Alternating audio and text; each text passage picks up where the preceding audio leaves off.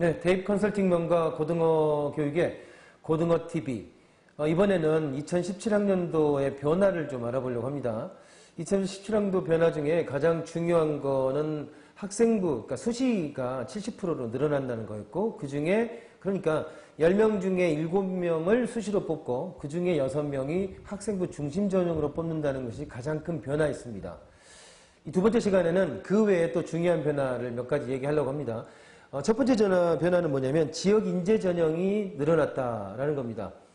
이것도 사실 좀 급조된 거긴 하죠. 하지만 지역에 있는 대학들이 너무 수도권에 있는 대학보다 밀린다. 이런 판단 때문에 지역 인재, 즉 지역에 있는 어떤 대학은 그 지역에 있는 학생들을 우대해줘라.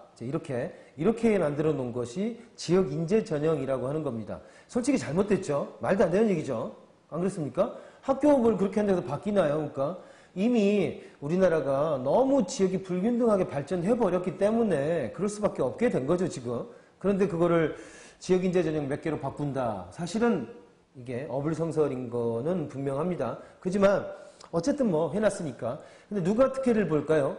지역 인재 전형의 특혜를 보는 거는 사실은 의대를 가려고 하는 학생들이 의치한이라고 하는 이공계에서 최고의 그 성적을 가진 학생들, 이런 학생들이 가장 이익을 볼 거다라는 얘기입니다. 왜냐하면 의대 같은 경우를 가려는 학생들 같은 경우는 서울에 있는 의대가 아니라 지방에 어디 있는 의대라도 그냥 나중엔 다 찾아서 내려갑니다.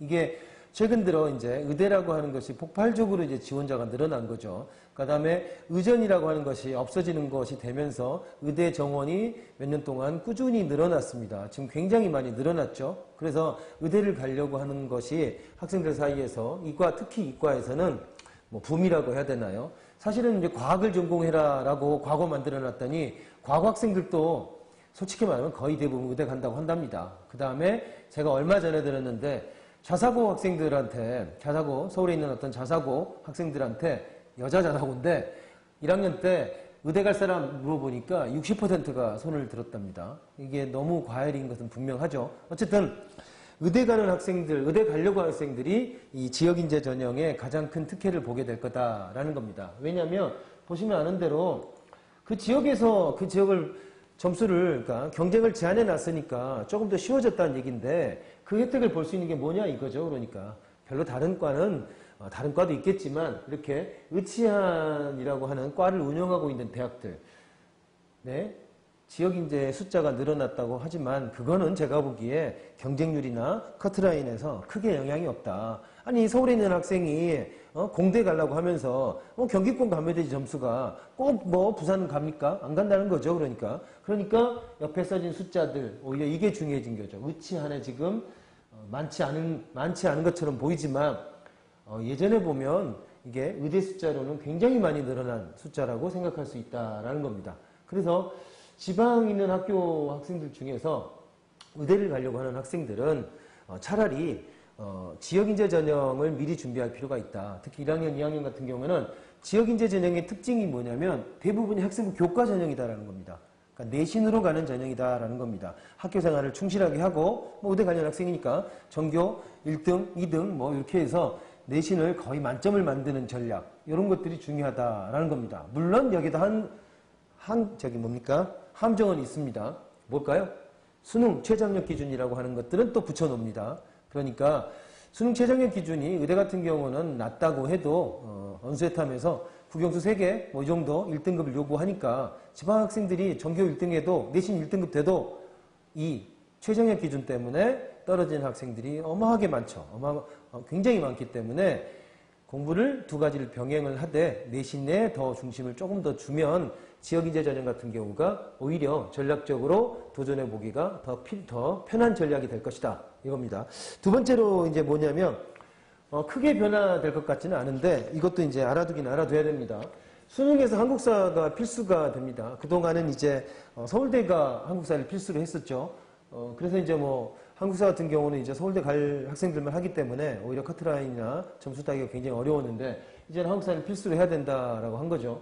글쎄요, 이게 과연 좋은 건지 어떤 건지는 제가 판단할 문제가 아닌 것 같아요. 한국사를 기성세대는 학교 다닐 때 다 배웠습니다. 하지만 그 한국사를 필수로 다 배워야만 될까? 뭐 이렇게 얘기하는 사람도 있고, 그 다음에 요즘 같은 경우에도 뭐라고 해야 되나요? 중국 같은 경우가 동북공정이라고 해서 역사를 왜곡하는 이런 것도 있고, 그 다음에 일본 놈들은 말할 것도 없고요. 아베, 지멋대로죠, 지금. 별로 대항도 못하고 있죠. 우리 정부는 깝깝해요. 이렇기 때문에 한국사를 더 해야 된다라고 하는 사람도 있습니다. 하지만 며칠 전에 보니까 또 국정교과서 만든다는 얘기를 들어보니까 또 이게 또 산으로 가고 있다는 생각이 드는데, 어쨌거나 한국사를 필수로 하겠다는 겁니다. 그래서 너무 부담이 커지지 않냐, 또 이런 비판이 있어가지고 용두사미가 되긴 했습니다. 한국사는 이렇게 절대평가를 하겠다, 이걸로 바뀌었습니다. 그래서 원점수를 기준으로 따져봐가지고 점수가 어느 정도 이상 올라가게 되면 40점 이상이면 전부 1등급을 하겠다. 이렇게. 그래서 대학에서 점수를 알 수 없기 때문에 등급으로만 활용을 해라. 이제 이 정도로 한국사는 사실은 필수이지만 좀 영향력이 약해진 이런 꼴이 됐습니다.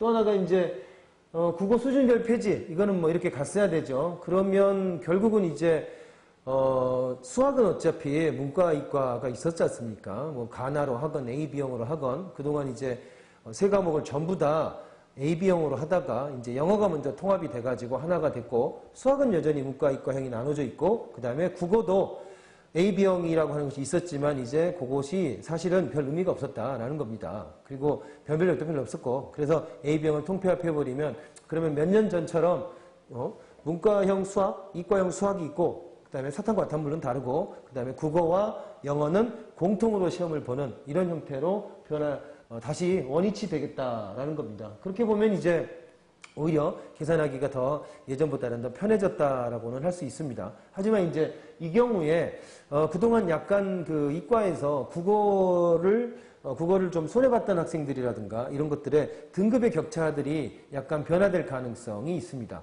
그러니까 예를 들면 영어 같은 경우는 아무래도 문과 학생들이 좀 더 잘하는 쪽에 포진되어 있을 가능성이 있었고, 그 다음에 국어도 역시 마찬가지인데, 그러면 이제 그런 역학관계 때문에 약간의 점수 변화가 생길 것이다 라는 겁니다. 사실은 이거는 그렇게 중요하지 않습니다. 왜냐하면 중간에 AB형으로 변했을 때 점수 계산들을 예측하지 못해서 입시단체, 입시업체 중에서도 입시연체들이 대부분 다 커트라인을 잘못 계산한 거나 했던 것들이 예가 있었습니다. 하지만 이번에는 별로 그렇지 않을 거라는 겁니다. 왜냐? 그 이전에 했던 방법으로 돌아가기 때문에 그 이전에 했던 점수 베이스들을 찾아보면 다시 계산하는 게 그렇게 어렵지 않을 거다라는 겁니다. 자, 2017학년도는 이렇게 몇 가지 변화를 갖게 됩니다. 두 번으로 나눠서 했는데, 첫 번째 거에서 얘기했던 거의 핵심, 학생부, 그러니까 수시가 70%, 그러니까 수시가 굉장히 중요해진다. 그리고 그 핵심에는 학생부라고 하는 것이 있다라는 겁니다. 그리고 지역인재 전형이나 몇 가지 과목적 변화들이 있을 거다라는 겁니다. 여기까지가 2017학년도의 변화라고 할 수 있는데, 여기서 가장 핵심을 따져보면은 또다시 그렇게 돌아갈 수밖에 없습니다. 뭐냐? 수시, 그리고 학생부 종합. 이게 앞으로는 핵심이 된다라는 겁니다. 물론 이 부분에 대한 설명은 입시 컨설팅 명가 고등어 TV니까 이 부분은 좀 더 자세하게 만들어서 다음 시리즈에서 또 소개해 드리도록 하겠습니다.